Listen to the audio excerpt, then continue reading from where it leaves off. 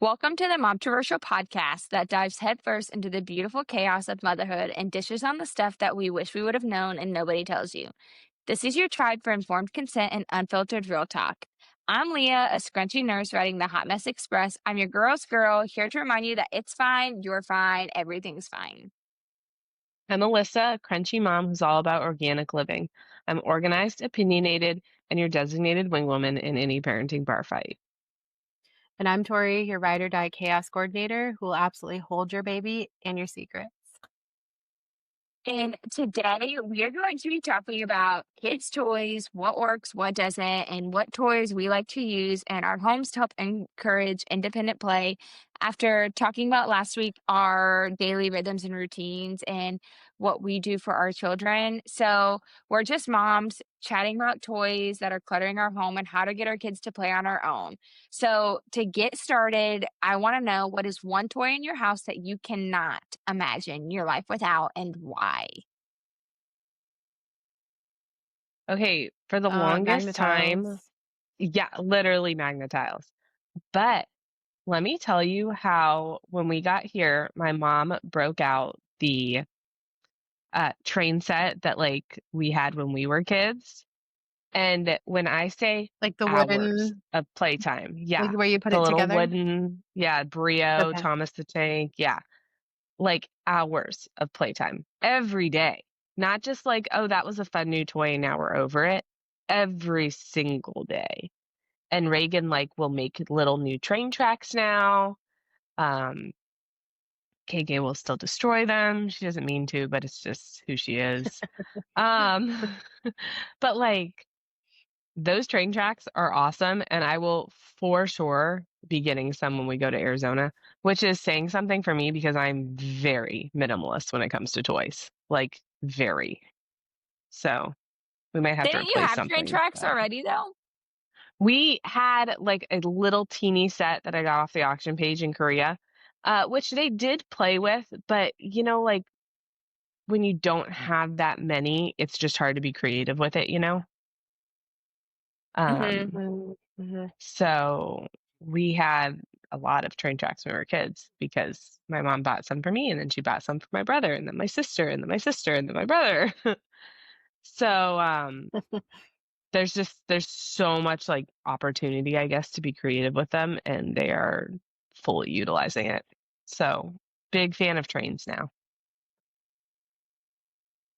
Ours would be the little die cast. We definitely is all things Lightning McQueen all the time. Homie wore a beautiful button up Lightning McQueen Cars themed shirt to church today.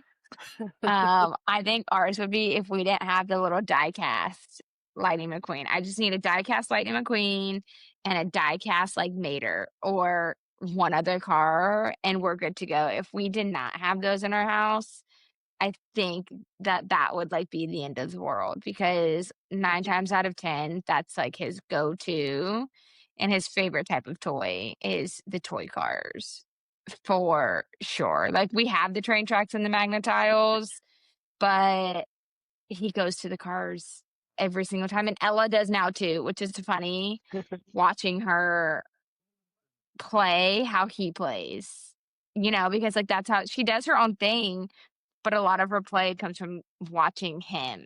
And so the things that he likes, she goes to. And so it's hilarious. She was playing with Sally earlier this afternoon, just pushing Sally around our living room while Declan was doing his own thing. And I was like, wow, your brother has already rubbed off on you too much. This is ridiculous. I love Do you prefer, Tori, you said magnetiles, and Melissa, you said the train tracks. Do you guys prefer that because that's the go-to toy that your kids love? Or is that just the go-to toy that you guys love for your kids? Both. that. I Yeah, we don't have any toys uh, I don't think we have a single toy that makes noise. I friggin' hate those. Um, and so my kids barely even know that toys make noise. They just don't know. Um, but I when I say I'm minimalist with toys, I mean we have a little bit of dress up, we have dollies, we have trains, magnetiles, and a kitchen set. I think that's it. And all the toys, like obviously you can interplay with them, but we don't just have like random toys. If we get those toys, normally they don't play with them and they just magically disappear. Don't know how it happens. Maybe it's the toy fairy. Um, It's the toy leprechauns, man. I've yeah. heard about those bandits breaking into the Yeah. house. Those guys. But yeah, so we don't have any toys that I don't think are, I guess, foster creativity, if you will. So I like all our toys. So, but the girls also play with all our toys, and I think a big reason is because they're not overwhelmed with all the options that they have. Yeah, I love that. What about you? Do your kids, Tori, go towards the Magnetiles? Is that why those are a fave? Yeah, I think they're just our most played with toy. I would say it definitely varies depending on the kid. But if I were to lump all my kids together, I would say Magnetiles. But if I were to say Hannah, then absolutely baby doll. She doesn't leave the house without one. And it's usually one of the same few. She's also started not leaving the house without her stroller and sometimes a baby carrier. And I so mean, she's same, like, so. yeah. She's recently started playing with Barbies, and so that's like a whole nother echelon of toy playing. I've limited what she has because it can get the Barbie stuff can get really overwhelming for me because it's Mm. just like all these little pieces and like she's not very good at cleaning it up. And I feel like we introduced Barbies a little too early. My mom had kept so many of the old Barbies that were mine and my sister's, which was super cool. And she would play Barbies with Hannah. And then Hannah got really into Barbies. This was when she was about 4. But then she would just leave it all out and would never clean it up. And I'm like, I'm not cleaning up like 86 little pieces every day. So I put them away for a long time. And I only just recently got them back out for her. And then we took out like so many things. We got rid of, we had gone to the Dollar Tree and just kind of gone crazy with like pool furniture and beds and like all this crazy stuff. She doesn't have a dollhouse or anything.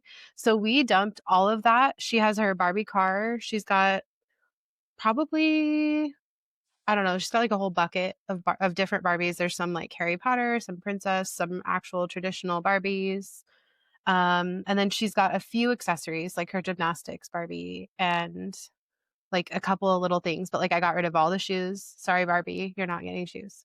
Period. Goodbye. You don't Especially need them, Um, having a girl. baby in the house. yeah, totally. Yeah. So yeah, I think with Johnny, his favorite toys are also anything with wheels. He's his favorite right now or a transformer toy. He's got like a dinosaur transformer, he's got a wolf transformer, a train transformer. And so like he's all about opening it up and putting it back and like, and he's I don't know, that's like his take along toy usually is something with wheels also. So I just said Magnetiles because they're constantly played with, but to be Hmm. frank, they're usually in conjunction with those things. Johnny likes to build houses for his stuffed animals or his cars or, whatever. It's usually in conjunction with another toy. So, um I think they're so open-ended because of that thing right there. Hmm. You can build a Barbie house. You can build a stuffed animal thing. We have I'm sure you saw me like with it in my hand a minute ago. I have this little giraffe right here that just happened to be sitting right here on the table. This is another great open-ended toy. We have a whole set of play animals. So they will build like little like animal houses, like a zoo basically for these animals and I don't know. The possibilities of what you can do with it is just endless. And Hmm. so that I think is why it's my overall favorite. So Love it. let's go in. You mentioned open-ended toys. So let's talk about that a little bit. Like, what is the difference for you guys when you think of an open-ended toy. So, Tori, I'll have you elaborate what you think an open-ended toy is a little bit, and Alyssa, you can give us some examples of closed-ended toys.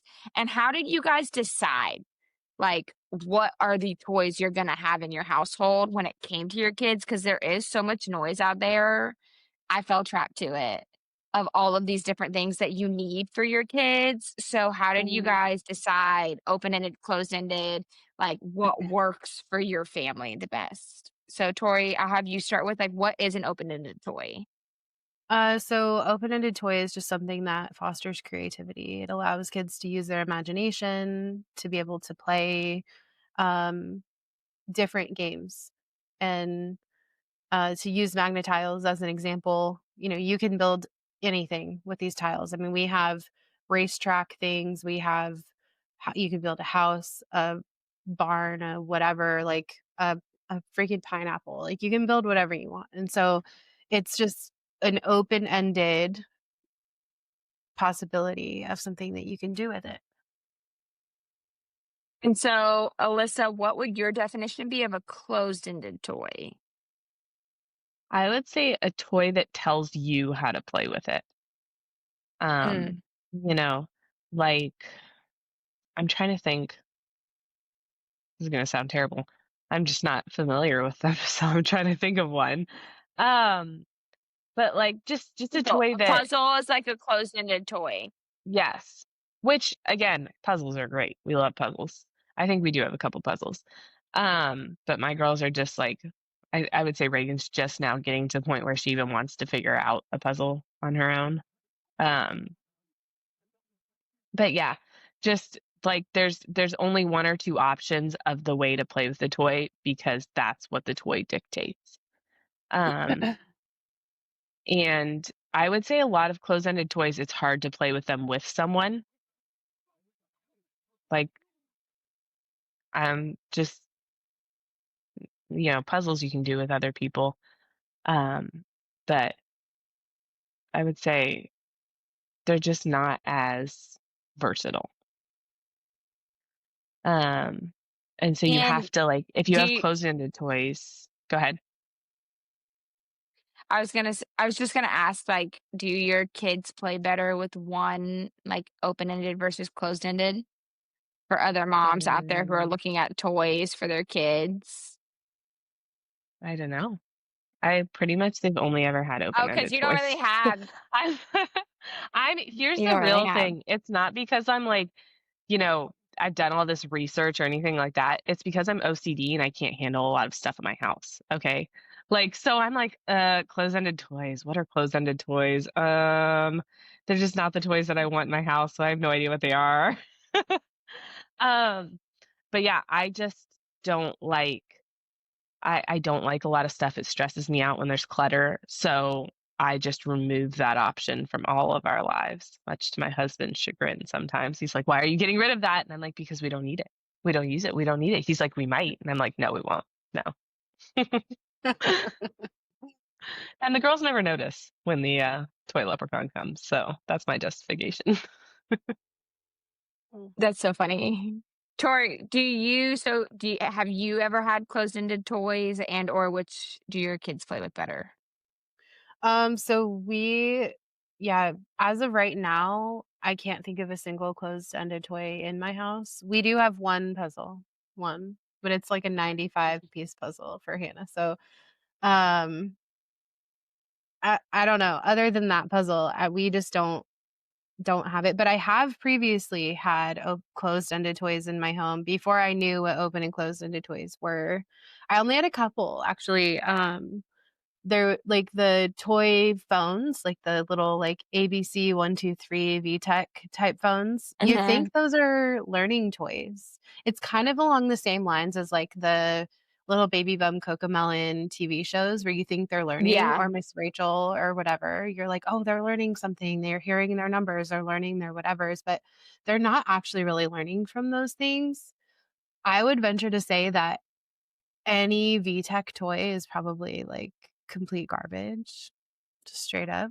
I would second that. Um, Plus, it's annoying. um, this super annoying. I was So always a like, really against anything with batteries just for the annoying factor. I didn't know that it was for developmental reasons. I was just like, "Ugh, that sounds terrible." But, we had a couple of little things like that. But then when I did learn the difference between open and closed-ended toys, I was kinda like, "Oh, okay, well, I'm gonna get rid of anything that we do have that's not kind of falling in line with those things." But I'd say from the beginning, I just kind of modeled what my mom did. And we had a couple of maybe what you would consider closed-ended toys, but I had a play kitchen growing up and I had baby dolls and I had a pretend phone and not one that lit up or did anything, just like that I'd just pick up, like the little rotary. I had a rotary Yeah.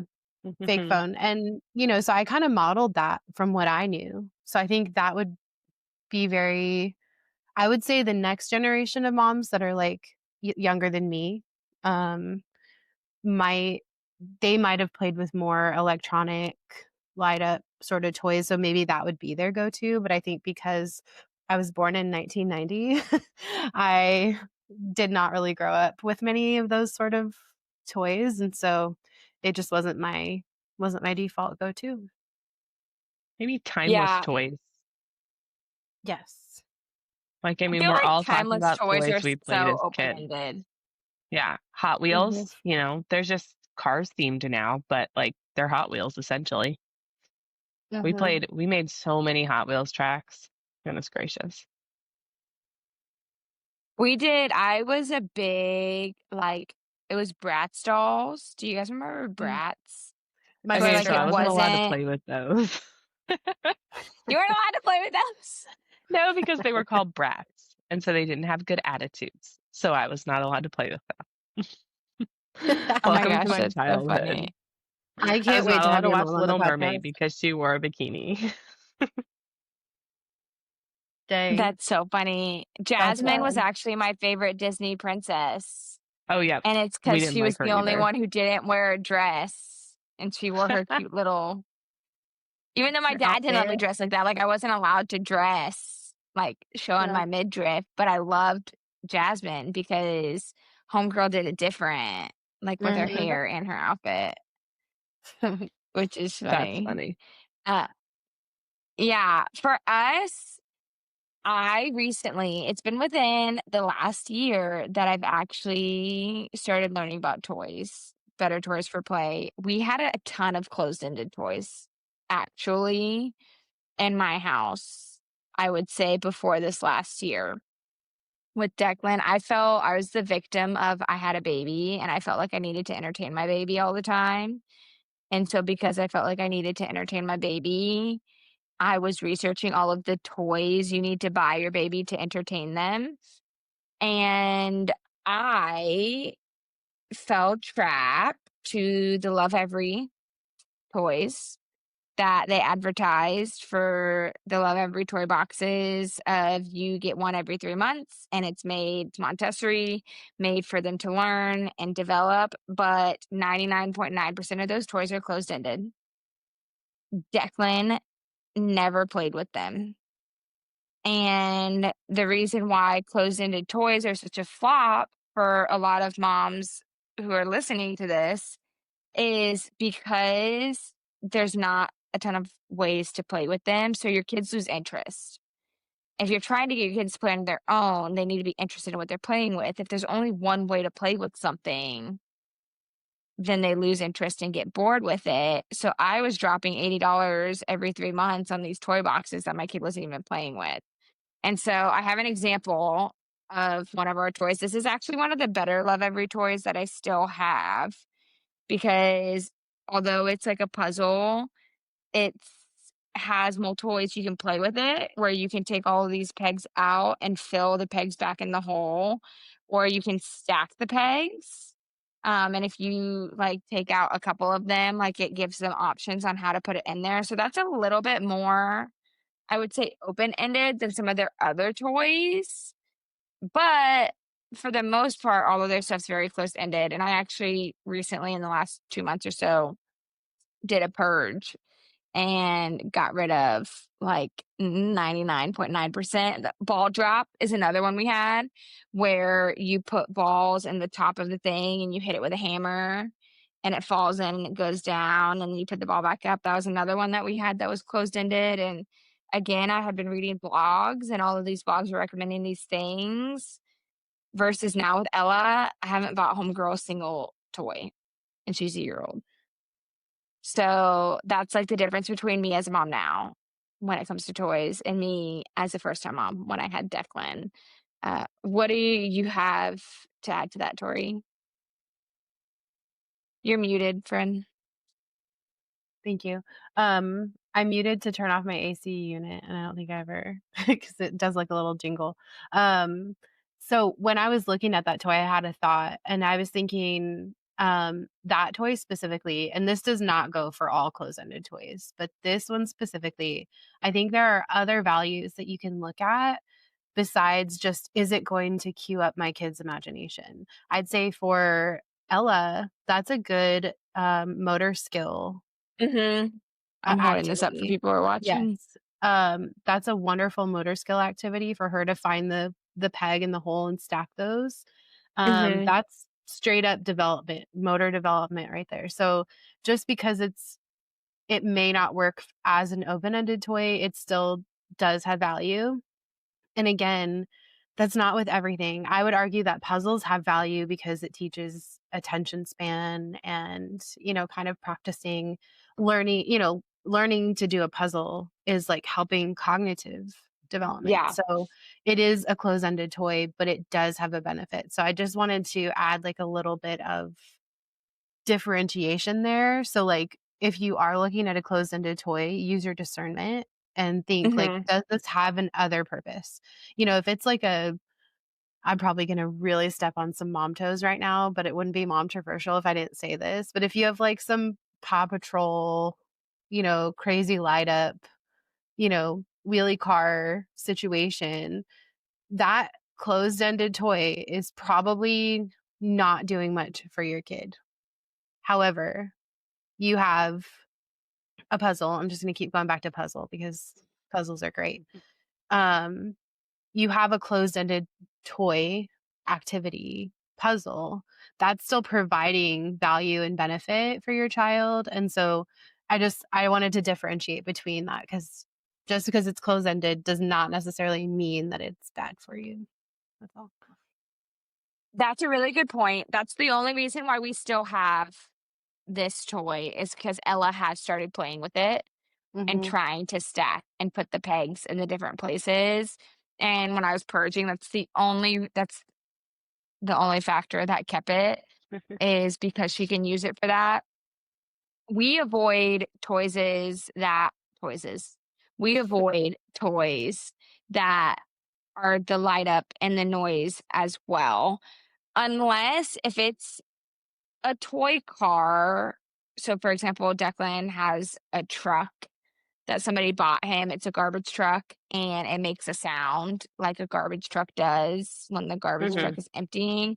So if it's something like that, I'm not going to automatically veto it and it gets kicked out if it's a realistic type of sound. But for the most part, we stay away now from the toys that make sounds and have the lights as well, because I don't want my toys for our kids to be super overstimulating Mm-hmm. more than what is real life and what is realistic.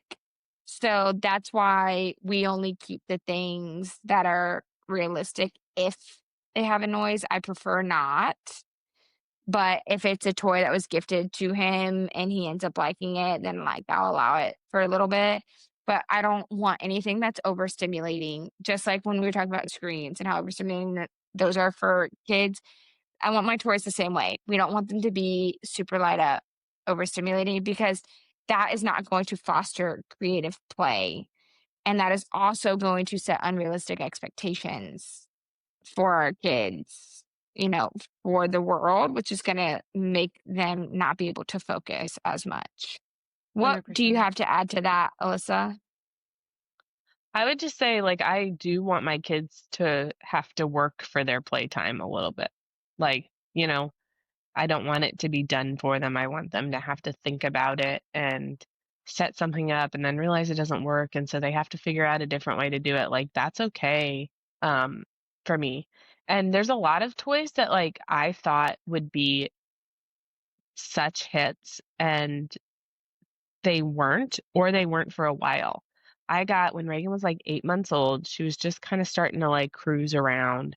So I was like, "Okay." I got her this little unicorn. It's a wooden unicorn with a little pull string. Like, I thought it was just gonna be the greatest toy ever. Let me tell you how my kids did not start playing with that until, like, 6 months ago, okay? But now it's, like, fought over. They're obsessed with it. Like, they take it for walks to go potty, like, it's a whole thing.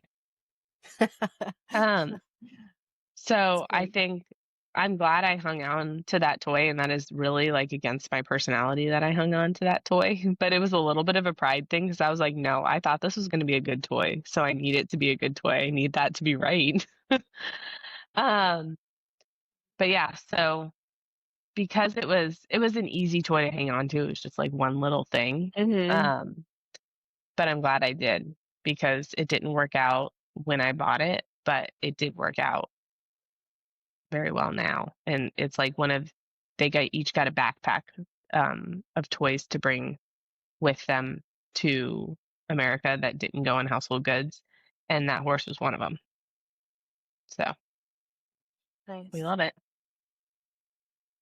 I love that. What do you have to add to that, Tori?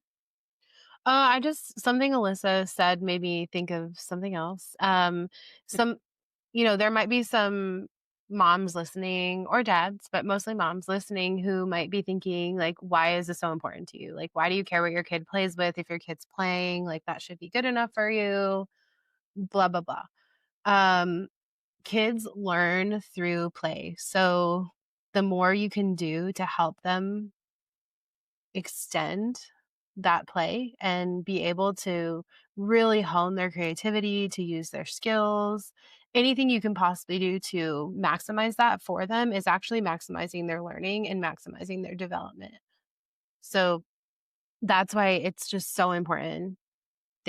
Kids' job should be play. It's why most Mhm. countries in the world don't start academic schooling till age 6 or 7.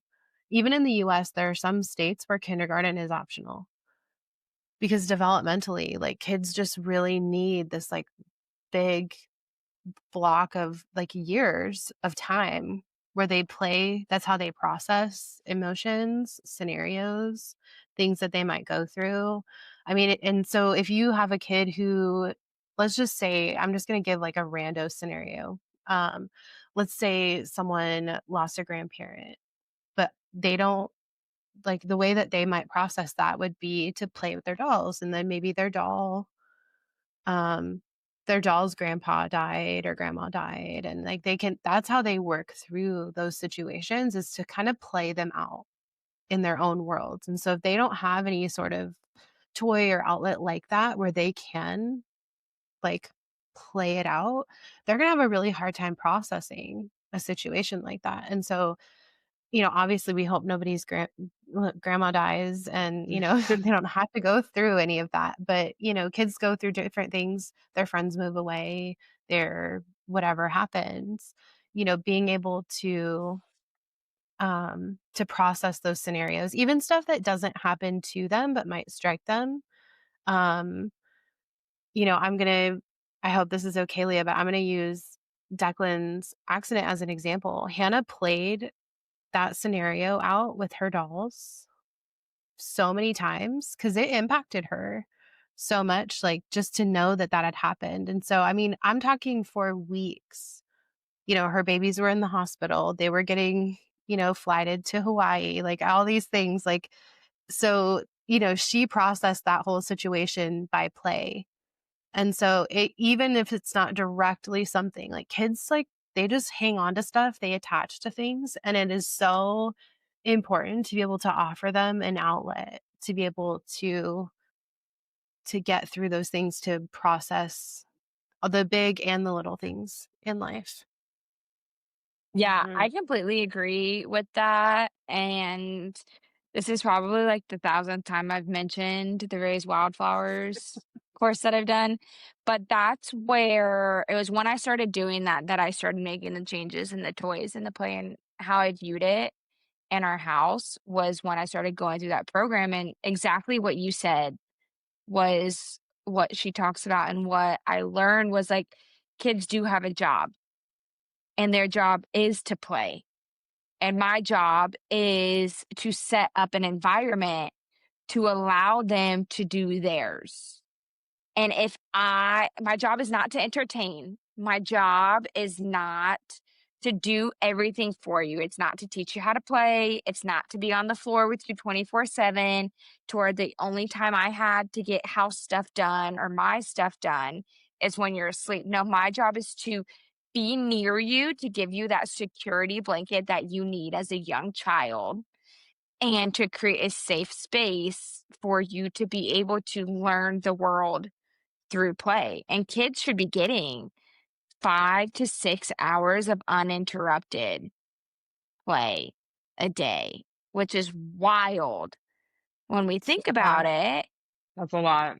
And and we wonder why we live in a generation where there are so many children who are struggling to process emotions or dealing with anxiety or dealing with a lot of these issues because they're not having the space, like you were saying, Tori, to process their feelings or emotions or do their job of learning themselves and the world through play. You know, we're giving them overstimulated screens, we're keeping them so freaking busy that they just don't even have, like, any time to be free. We're allowing them, you know, to be on video games, and don't get me wrong, I did some of that stuff too when I was a kid, and I don't think that's the end of the world. Everything in moderation is my mindset when it comes to a lot of stuff. Like, it's in moderation, but that's why having valuable toys is so important for crafting independent play for our kids, for emotional regulation, for our kids, for being able to grow and develop and to learn the world. And yeah, I mean, and it's super interesting because even Declan, he used to not at first, but like he has even started like recently with some of his cars, like not reenacting his accident, but like his cars are getting hit by the car and his cars are like going to the hospital and whatnot. He's done that like a couple of times. And so like it really is so good for our kids to have that space. And that's why, you know, kids, they do play therapy for kids if they need it. And so yeah, it's so valid. And I love how well Hannah plays with her dolls and is so like it's so fun to watch. I think my joy of being a mom has been like reignited as I've gone through and taught my kids how to play independently because I get to just watch them Mhm. and I get to So see the fun. way their brains are working. It's Mhm. so So freaking fun. Yeah. it makes me so happy. So let's talk about how do you guys set up your homes for playing independently? So we know what type of toys you prefer. So what does y'all's play space look like? How do you set that up for your kids in your house? I mean, which house, when, what year, what age? Um, but I do think that's actually a cool part of military life about the moving around so often is I rethink that every couple of years, and it's really helpful because my kids are playing differently every couple of months. Um, and I also like I super enjoy rearranging my house. So like, I mean, you guys in the year I probably knew you probably came over to my house rearranged like 4 different times. Like I just get bored and I want to see what else works. Um, but I've been thinking about it for our Arizona house. It's when we close on it, it'll be our house. But it's 4 bedrooms. And there's one bedroom is right off the entry and it's actually got 2 doors. It's got a regular bedroom door, but then off the entry it's got this big barn door covering kind of like a cased opening. And so I think I'm going to make that the guest room / playroom. And I really want to put a Murphy bed in there because like we have family that visits us a lot and that's great, but I want room for my kids to play, um, when they're not there, which is, still most of the time. Um, and so I've been just trying to think of how we're going to set that up and all of that kind of thing. And I think that room is going to be great because it is separated from the kitchen and living room, but it's kind of like a not quite a U, maybe a C, um, where it's still kind of all together, just not like direct lines of sight. But I think that's going to be really nice, for them to be able because they've been able to play a lot more independently in the last, I would say, honestly, even like 2 months. They've been really just like they could be over there playing for like an hour and I'm doing dishes or I'm making dinner or whatever it is. And they'll come visit me with their fire truck or whatever. Um, and then I'll trip over it and I'll say, get your toys back in the toy room. um, But yeah, so I think that that is something that I'm gonna be trying to do that I haven't really been able to do. I've always wanted, I mean, Reagan was like essentially still a baby when KK was born, and then KK was a baby. And so I've always wanted them in my line of sight. But I think we're getting to the point where that's not necessary all the time, which I love. And so I think it just really depends on the age of your kids and the maturity. Maybe not even the age, but the maturity level and capabilities of your kids. Mhm, mhm. Tori, what does your play space look like for your house? I'm kind of with Alyssa. It's changed a lot over, over the years, depending on, how the age, how many kids we've had, and kind of functionality like that.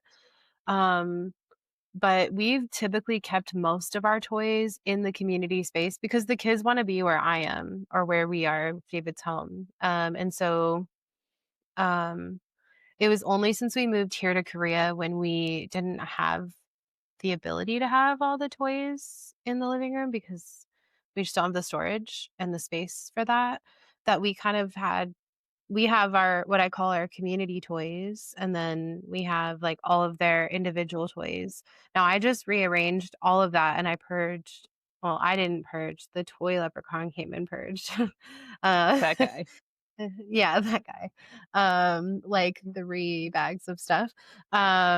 And so my Hannah and Johnny share a room, and in that room there's a wardrobe and it has 2 drawers in it. And then I was actually kind of surprised when I combined it all how little toys that we actually have when I thought compared to what I thought we had. They still have tons of toys and stuff, but like I'm in my mind thinking like, "Oh my gosh, we just have like mountains of toys that we need to get rid of." And I'm like, "Actually, we really don't."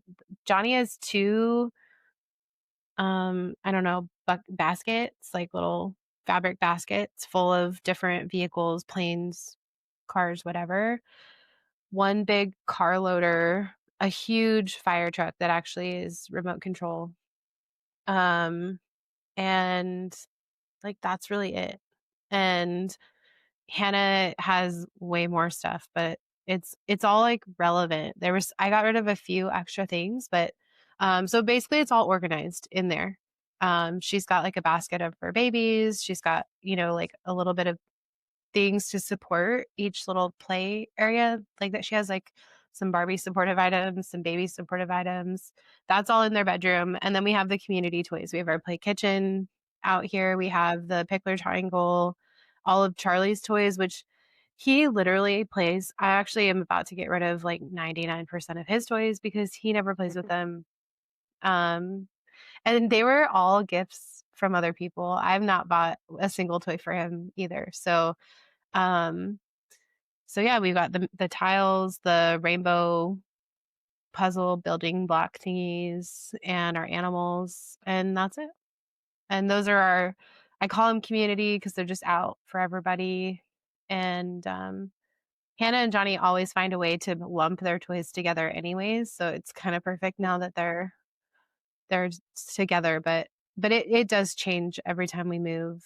I like having them all out in one space because then I get to watch them play and I get to be with them when they're playing and stuff like that. Although it is nice to send them upstairs to play too, so kind of best of both worlds. And I've had a baby monitor in Hannah's room for since we moved in, but I only recently started using it again because they're both in the room now and the bunk bed still slightly freaks me out. So I'm like, okay, what if somebody falls out in the middle of the night? So I have a monitor and I just will listen to them play. Like if I'm down here in the kitchen, it's actually really fun to listen to them play because they just concoct all these crazy, cool games and stuff, and they'll just play up there forever. And I Okay, love give that. us a bunk bed update. How's that going? It's been a couple weeks. It's going great, which I just did not. They've shared a room before, and it was an absolute nightmare. I hated it. I couldn't wait to separate them. Um, but no, they are doing really well. They love sleeping in the same room together. They love playing together. They love their bunk beds. Like they're just all about it. They're like, you know, just so excited. But no, they're doing pretty Love good. it. Sometimes they have a hard time going to bed because they're playing or talking to each other, but as long as they're not being disruptive or loud or trying to wake Charlie up or something, then I don't really care. Yeah. When they shared a room the first time, why did you hate it? Because they would not go to sleep. Johnny would get How old so were they? Johnny was it's a great question. Hannah was uh just turned 4 and Johnny was 2. Okay. So and he had just started crawling out of his crib right before we moved to Arizona. And we had a 3-bedroom house. We lived in government housing at the time, and David needed the office for school. Like, he needed his own, like, room, so the kids had to share. There was no and I was like, "It's fine, it's only for 7 months." Let me tell you, that was just like, whew, it felt like forever. But they were both in toddler beds, and so it was kinda like it was kinda weird because, I think Hannah wouldn't ordinarily have just she's always been a pretty good sleeper, stay in her room type of thing, but, like, Johnny would just come out and come out and come out, and they'd get riled up together, and it was just, like, absolute chaos and craziness. We had, like, a gate on the door. It was just oh, man, I do not miss those times specifically. Those were the worst of times for me, just so stressful. I'm gonna But be no, it's totally honest, toddler beds are like, that's my biggest fear. As a mom right now in this stage of my life, putting Declan in a toddler bed is my biggest fear and giving him the freedom. I mean, I wish I could be like, "Oh, no, it's gonna be fine," but I don't know that because it I it loved it will with my girls. eventually. It will Yeah, we Yeah. don't eventually be trust fine. you, Alyssa, because you have had no sleep problems with your girls You're ever. Okay. perfect. Okay, but I feel like I did a lot of things to head off issues too. So, I mean, KK, she was in a toddler bed at 10 months old because Reagan would climb into her crib and I didn't feel like it was safe for either of them. So we put KK in a toddler bed at 10 months old. Like the girl could barely get in and out of the bed. But it was so low to the ground, it didn't really matter. But I put a lock on their door so they couldn't come out and they figured it out. It was never like, I mean, I think if it was, I would have not, like, I would have stopped doing it, but it was never a traumatic thing. It was just, they didn't like it sometimes, but they, they were fine. Because here's my thing. If they don't really have any impulse control, I think it doesn't start developing until they're 2. So how can I punish them for coming out of their room when they literally pretty much can't help themselves? So I was like, okay, let's just take away the option. you know? And as they got older, like now I will tell them, I won't put the lock on. It was just like a little like thingy that I would put into place. So Reagan would be like, Mommy, don't lock the door. I'd be like, okay, no problem. But if you come out of your room, I'm going to lock the door. And that's just how it is. And that was just how it was. And sometimes they did, sometimes they didn't. But I think that really helped. We also have no toys in my kids' rooms, they have their stuffed animals, and that is it in there. Um, just because I know they are so little and they will just play. Um, Mhm. so I think it can work, but I definitely put some things into place to kind of make it work. No, I'll let you So know when I get there because, I've tried to put a lot of things into place for Deck too, Oh. and homie is just when it comes to sleep, he is his own he doesn't care what I put into place. He doesn't care what books I read. He doesn't care what strategies I implement. what My about for man you? is his Did own. you take the tent off of Ella, or is that still on her? How are they doing? They're fine sharing a room for the most part. I didn't take the tent off of her.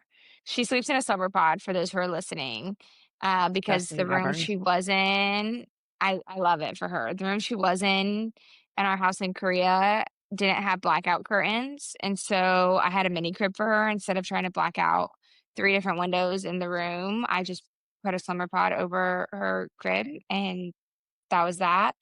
Now they're sharing a room, and she was still in the slumber pod having sleep issues. I didn't take it off yet because I gotta figure out a way to get the camera to where I can still see her.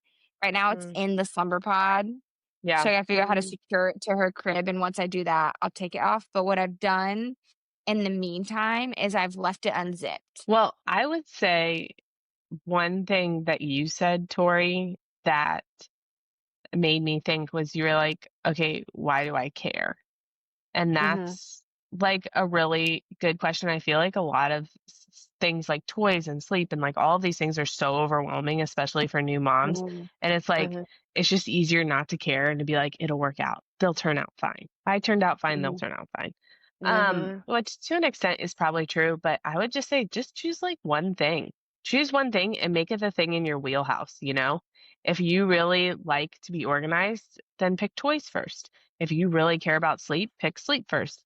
Like just pick one thing at a time and just work on one thing at a time. You don't have to do it all at once. And that I feel like can really help with the why do I care question because you do care. Um, because you love your kids and you want to be a good parent, but sometimes it is just so overwhelming along with all the rest of the things going on in life. Um, that I think sometimes people forget that like you can just pick one thing at a time and that's okay. It Mhm. You can't fix everything at once. Like that's not mentally, physically, emotionally possible. So just pick one thing at a time and congratulate yourself that you're working on one thing at a time. Oh, I couldn't have So said it better. I love that.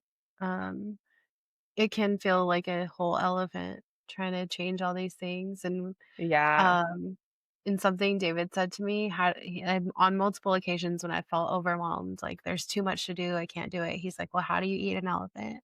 One bite at a time." And so, I think, just pick your bite and hmm then eat it, move on, take another bite, continue, Yeah. and I think that's with a lot of things. If you notice something or something you get convicted about something seems important to you, like go for that thing and don't get distracted by everything else kind of going on around you. Um, Yeah. I also think just to give like a different perspective, I think that sometimes parents, especially when it comes to toys specifically, I think they're just thinking like, "Oh, my kid likes that toy, so who am I to say they can't like that toy?"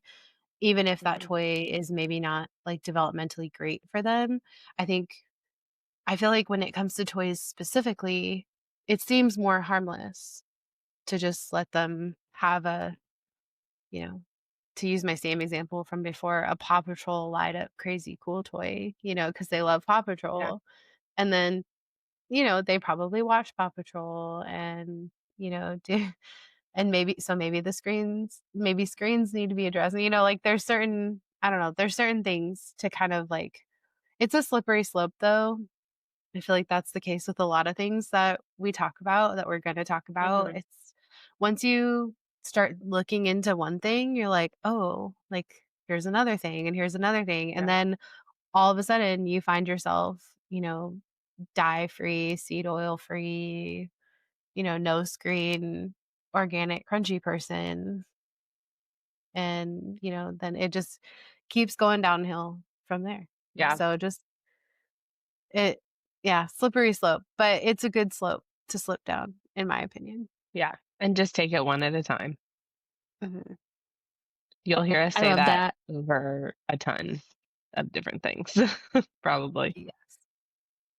Well, and that's like, for me, for us, it's been almost a year now that I have been on like this journey of transforming our family and Mhm. parenting and playing and doing all of these things. So it hasn't been anything that's been overnight. It's just been something slowly, and I've been seeing the improvement slowly. Therefore, I continue to do it. And the one of the biggest things that I have learned that I would share to help is less is more when it comes to toys. Mm-hmm.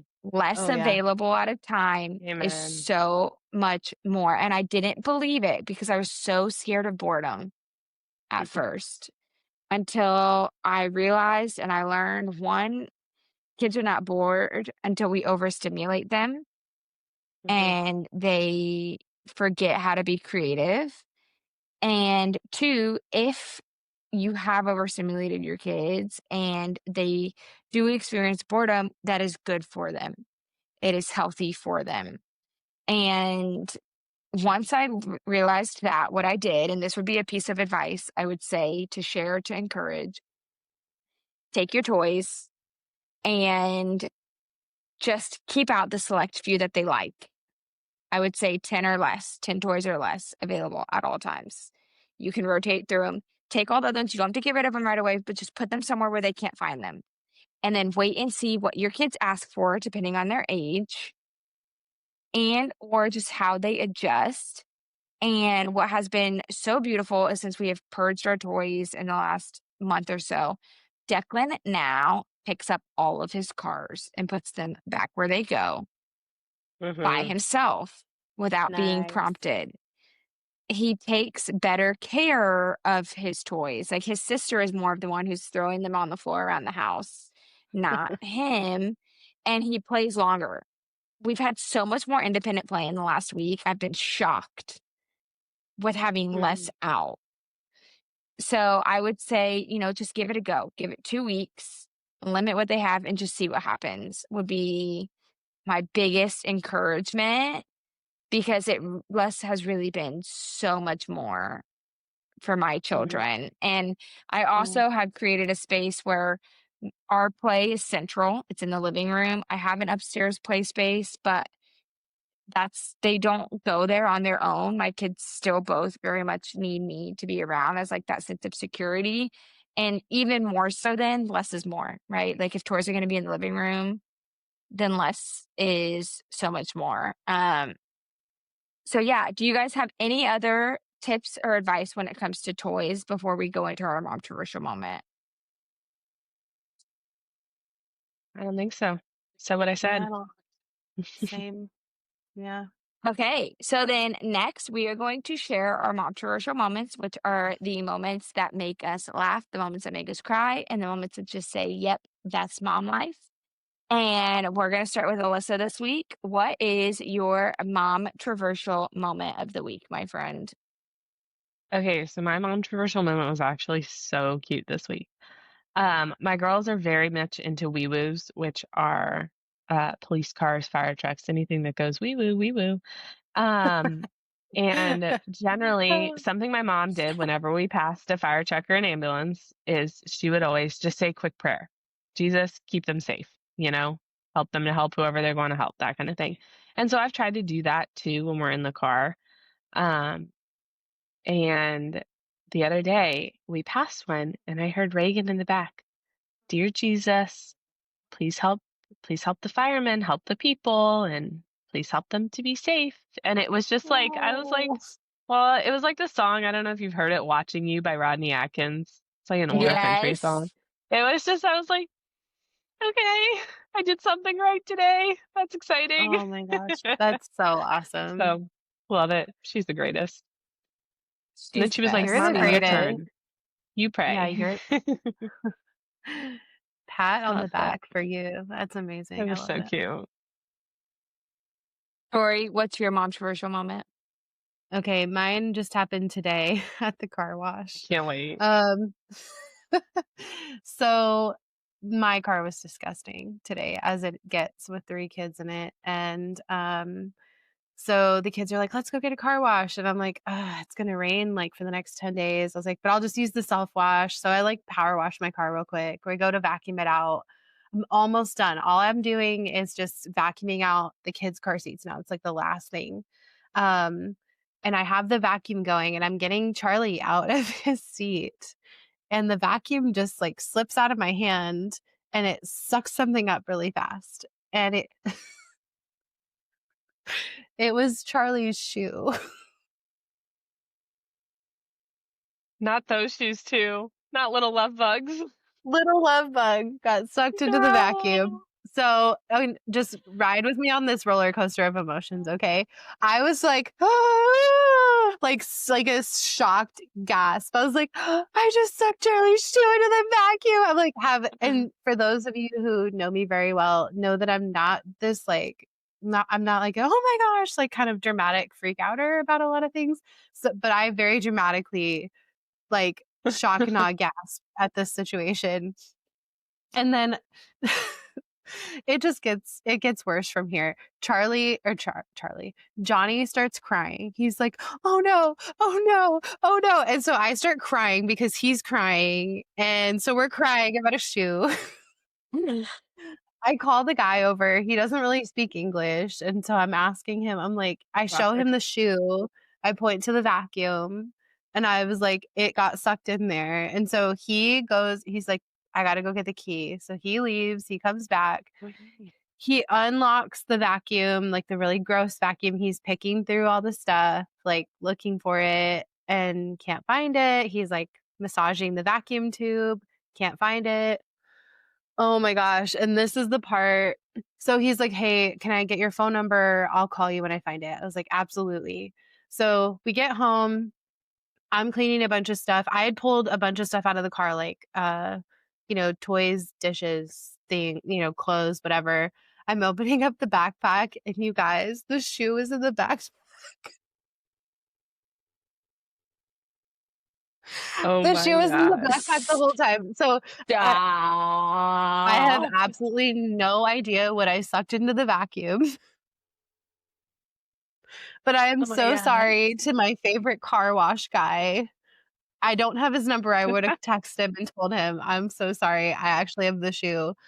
Um, but it was a whole thing. But so we didn't lose the shoe, but I feel terrible because this man had to dig through the vacuum and he's probably like, "There's no shoe in here." He never texted me, so what I'm hoping is that he just forgot about it and he just kind of like he's like, "No, it's fine, like, whatever." Um, but I feel awful, and I love that car wash so much that I'm gonna have to go back and I'm gonna have to tell him and apologize because I, like, made him dig through the vacuum for a shoe that I didn't even suck up. And hopefully the mystery item that I did suck up is not something very important. But There we you go. laughed, we cried, we were shocked. It was everything. It was What a Oh everything. time. my gosh. What a time. Yes. What a time to be alive. That is so funny. That's literally my life in a nutshell. Like, I feel like that's like textbook would have happened to me as well. Um, I'm so glad you found your shoe though, because those shoes are expensive. I know. Mhm. I got him on a BST, but they're the only shoes that fit him right now. His A other BST shoes is a buy sell trade group yes, for those of you sorry. Oh yes. listening.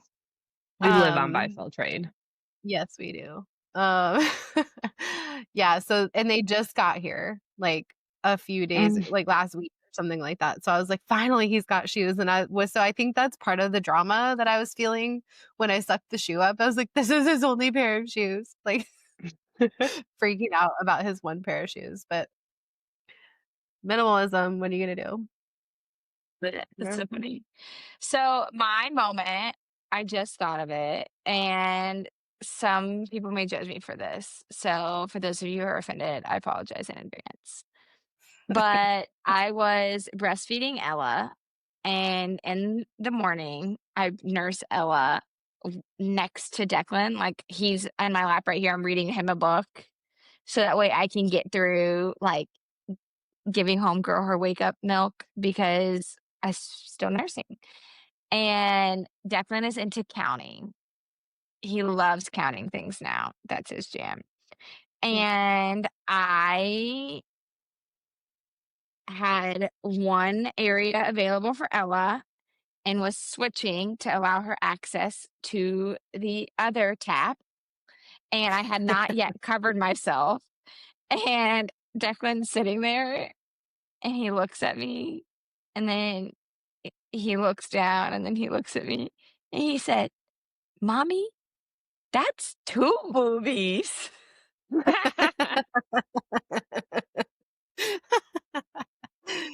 And I just sit there and I just start dying. And I'm like, "You are your freaking father's son. That's you took notice." I'm like dying. And I was Oh like, my "That's gosh. right."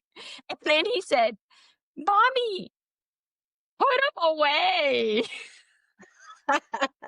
So not his father's son anymore. Yeah. No. Yeah. But it was so funny. I just thought it was hilarious because he's never done that before. And so I literally just started laughing. The fact that he like sit there, took the time to process and like was like, "Mom, you have two boobs." And I'm like, "Yeah, I do. Thank you. Like, thank you for counting them and informing me." And then the fact that he was like freaking out because he's like, "Okay, it's like she's done. Put him away. Like, put him away. It's time for us to go downstairs." So yeah, that was our That's week funny. this week.